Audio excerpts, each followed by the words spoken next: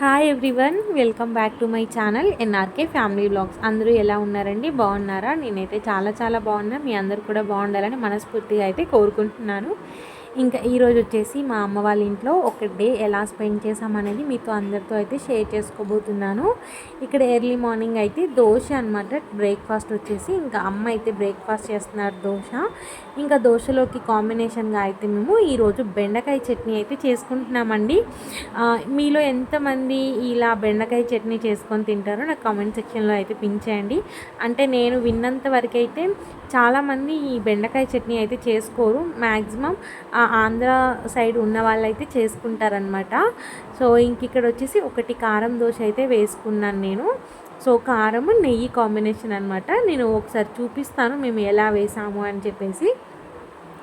ఇంకా 2 ప్లెయిన్ దోశలు అయితే వేసింది మమ్మీ నా కోసం. ఇంక ఇక్కడైతే దోశ అయితే చక్కగా గుండ్రంగా అయితే వేస్తున్నారు మా మమ్మీ.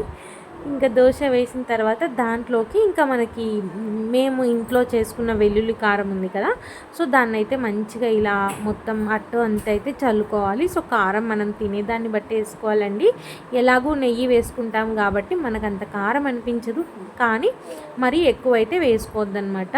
ఇంకా దాని మీద ఇలా నెయ్యి అయితే చక్కగా వేసుకోవాలి. సో మేమైతే 1 టేబుల్ స్పూన్ అయితే వేసుకున్నాను. సో మేమైతే ప్రతి దాంట్లోకి నెయ్యి యూస్ చేస్తామండి. వెజిటబుల్స్ కర్రీస్ ఏది చేసుకున్నా కానీ మ్యాక్సిమం నెయ్యి వేసుకొని తినడానికే ట్రై చేస్తామన్నమాట. ఎందుకంటే మా ఇంట్లో నెయ్యి ఎప్పుడు అవైలబుల్గానే ఉంటుంది. ఇంక ఇక్కడైతే బెండకాయలు చూసారు కదా, సో మీడియం సైజులో అయితే కట్ చేసుకొని దాంట్లోకి పచ్చిమిర్చి కూడా కట్ చేసుకొని కొంచెం ఆయిల్ వేసి అయితే వాటిని వేపేసుకున్నాము. వేపుకున్న తర్వాత కొంచెం హీట్లో ఉందండి, ఆ హీట్లోనే చింతపండు వెల్లుల్లిపాయలు కూడా వేసి కొంచెం సేపు మూత పెట్టుకుంటే అవి కూడా కొంచెం దగ్గరికి అయినట్టు అయితే అవుతాయన్నమాట. సో అవి కొంచెం వేగిన తర్వాత మనం దీన్ని మిక్సీ పట్టేసుకోవాలి. అండ్ అలాగే దీంట్లోకి మనం పచ్చడి చేసుకున్నప్పుడు జీలకర్ర అనేది మెయిన్ ఇంగ్రీడియంట్ కదా, సో జీలకర్ర వేసుకుంటే ఏంటంటే మంచి టేస్ట్ అయితే వస్తుంది. అండ్ ఇంకా దీంట్లోకి వచ్చేసి కరివేపాకు కూడా యాడ్ చేసేసుకుంటే ఇంకా టేస్ట్ అనేది బాగుంటుందన్నమాట. సో మేమైతే చట్నీని ఏం తాలింపు అయితే వేయట్లేదండి. సో మిక్సీ పట్టిన తర్వాత డైరెక్ట్ మేము అలానే తినడానికి అయితే వేసుకుంటాము పికిల్ని. సో అందుకే ఇంకా కరివేపాకు కూడా వేసాము. సో కరివేపాకు వేసుకుంటున్నాం కాబట్టి ఆ కరివేపాకు ఫ్లేవర్ కూడా మంచిగా అయితే వస్తుంది. ఇంకా దీంట్లోకి వచ్చేసి టేస్ట్కి తగ్గట్టు సాల్ట్ కూడా యాడ్ చేసుకొని ఇంక ఇది గ్రైండ్ చేసేసుకోవాలన్నమాట. సో మిక్సీ పట్టిన తర్వాత అయితే ఇలా అయితే అయిందండి చట్నీ. అసలు చాలా అంటే చాలా టేస్టీగా ఉంది. అండ్ దోశల్లోకి అయితే ఇంకా బాగుంది. ఇంకా మనం రైస్లో కూడా తినొచ్చు. సో నెయ్యి వేసుకొని తింటే చాలా అంటే చాలా బాగుంటుంది. ఇంకా మాకేంటంటే నిన్నటివి గారెలు ఉండే అవి 2. సో ఇంకా మమ్మీ ఏం చేశారంటే ఆ 2 గారెల్లో కాంబినేషన్ ఈ చట్నీ అయితే వేసుకొని తినేసారనమాట. మా ఇంట్లో అయితే ఎప్పటికప్పుడు చేసుకునే పికిల్స్ అయితే రెగ్యులర్గా ఉంటాయండి. సో వీక్లీ వన్స్ అన్న 2 టైమ్స్ అన్న ఉంటుందన్నమాట. సో బెండకాయ చట్నీ కానీ, దొండకాయ చట్నీ కానీ, వంకాయ టమాటా బెండకాయ కాంబినేషన్ చట్నీ కానీ, గోంగూర చట్నీ కానీ ఇలా వీక్లీ అయితే మా దగ్గర అయితే ఉంటాయి. సో ఇంకా మేము టిఫిన్ చేసిన తర్వాత అయితే ఇంకా మేము బయటకైతే వచ్చామండి. సో బయట నాకు ఫేవరెట్ పానీపూరి అయితే కనిపించింది. అంటే మేము ఆఫ్టర్నూన్ మా అమ్మమ్మ వాళ్ళ ఇంటికి అయితే వెళ్ళాము. అది అక్కడ షూట్ చేయలేదు, వాళ్ళకి హెల్త్ బాగాలేదు అని చెప్తే మేము అక్కడికి వెళ్ళి మార్కెట్లో పని ఉందని చెప్పేసి అయితే వచ్చామన్నమాట. తర్వాత వస్తూ ఇంకా పని అంతా అయిపోయింది. ఇంకా వెళ్తున్నప్పుడు అయితే ఇక్కడ పానీపూరి తిందామని చెప్పేసి అయితే ఆగాము. సో పానీపూరి అయితే టేస్ట్ చాలా బాగుంది. సో పానీపూరి తిని ఒక పెరుగు పూరి అయితే తిన్నామన్నమాట అమ్మ నేను. ఇక్కడైతే చాలా అంటే చాలా టేస్ట్ బాగుందండి. సో మంచిర్యాలలో నేను బెస్ట్ టేస్ట్ అయితే ఇక్కడే చేశానమాట. ఇంకెక్కడ కూడా నాకు అంత టేస్ట్ అయితే అనిపించలేదు. తర్వాత అయితే మా మమ్మీ ఏం చేశారంటే వాళ్ళ ఆఫీస్ పక్కనే ఉందన్నమాట. సో మమ్మల్ని ఇక్కడ కొంచెం సేపు కూర్చోమని చెప్పారు. సో మా మమ్మీ పని ముగించుకొని అయితే వస్తా అని చెప్పేసి అన్నారనమాట. సో పని అంతా అయిపోయేసరికి ఇంకా మేము రిటర్న్ మళ్ళీ అమ్మమ్మ వాళ్ళ ఇంటికి అయితే వచ్చాము. సో ఇక్కడ చూస్తున్నారు కదా మా తాతయ్య, ఇంకా మా అమ్మమ్మకి మా తాతయ్యకి ఇద్దరికి బాగాలేదనేసరికి మా పిన్ని కూడా వచ్చారనమాట విజయవాడ నుంచి. అండ్ మా అమ్మమ్మ చిన్నమ్మమ్మ కూడా వచ్చేసారు. సో చిన్నమ్మమ్మ వెళ్ళి 2 డేసే అవుతుందండి, మళ్ళీ వెంటనే వచ్చారనమాట. అసలు అంటే ఇద్దరూ ఒకటేసారి బాలేదు అనేసరికి అందరికీ చాలా భయమేసింది. ఇంకా మా తాతయ్య మా పాపను చూడగానే ఇంకా వాళ్ళకి అంతే కదండీ, మనవరాల్ని కానీ ముని మనవరాల్ని చూస్తే ఏంటంటే వాళ్ళకి ఎక్కడో తెలియని ఆనందం అనమాట.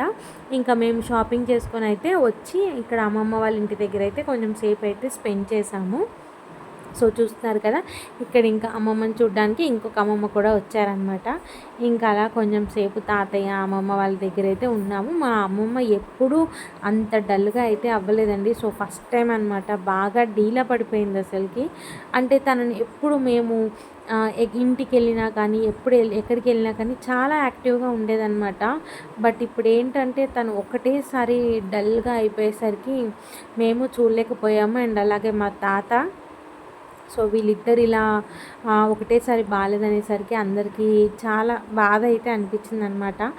ఇంకా అలా ఇంకా అమ్మమ్మ తాతయ్యతో అయితే కొంచెం సేపు టైం స్పెండ్ చేసి ఇంకా వాళ్ళ ముని మనవరాలతో కూడా వాళ్ళు కూడా కొంచెం సేపు అంటే మాట్లాడుతూ తనతో ఎత్తుకొని అయితే ఉన్నారు. సో అమ్మమ్మకి ఏంటంటే ఇప్పుడు నార్మల్గా అందరికీ వైరల్ ఫీవర్స్ వస్తున్నాయి కదండి. సో అలానే అమ్మమ్మకి కూడా వచ్చిందనమాట. ఇంకా అందుకే అమ్మమ్మ వెతుకోనని చెప్పేసి అన్నారు. ఏం కాదు, ఎత్తుకోమ్మా అమ్మమ్మ అని నేనైతే ఇంకా తర్వాత అమ్మమ్మకి అయితే ఇచ్చి కొంచెం సేపు ఉండి ఇంకా ఇంటికైతే వచ్చాము. మా చిన్నమ్మమ్మ చేసిన పప్పుచారు అయితే తీసుకొని వచ్చాను. చాలా డేస్ తర్వాత అయితే నేను పప్పుచారుతో అన్నం తిన్నా అనే ఫీలింగ్ అయితే నాకు వచ్చింది. చాలా చిక్కగా అండ్ ఆ బెండకాయలు ఎందుకో తెలీదు, అమ్మమ్మలు చేస్తే ఆ టేస్టే డిఫరెంట్గా ఉంటుందండి. అంత బాగుందనమాట. సో నేను ఆ సాంబార్తోనే తిన్నాను అన్నం మొత్తము. అంటే కలుపుకుంటే కూడా ఎంత చిక్కగా ఉందంటే అంత చిక్కగా ఉందన్నమాట. సో ఇంకా అలా తృప్తిగా అయితే నా డిన్నర్ అయితే కంప్లీట్ చేసుకున్నాను. ఇంకా రాగానే ఇంట్లో ఆల్రెడీ రైస్ ఉంది. సో మళ్ళీ మేము ప్రిపేర్ ఏం చేసుకోలేదు. ఇంకా రాగానే వచ్చి అయితే తిన్నాము. ఇంకా తర్వాత ఇది నెక్స్ట్ డే మార్నింగ్ అనమాట. మా పాప మార్నింగ్ లెగవగానే ఇక్కడ తను ఒక్కతే అయితే ఆడుకుంటుందండి. సో నేనైతే పడుకున్నాను. అంటే నేను ఇంకా అయితే లెగవలేదు. తను లెగిచి ఎలా అరుస్తుందో చూడండి మీరు కూడా.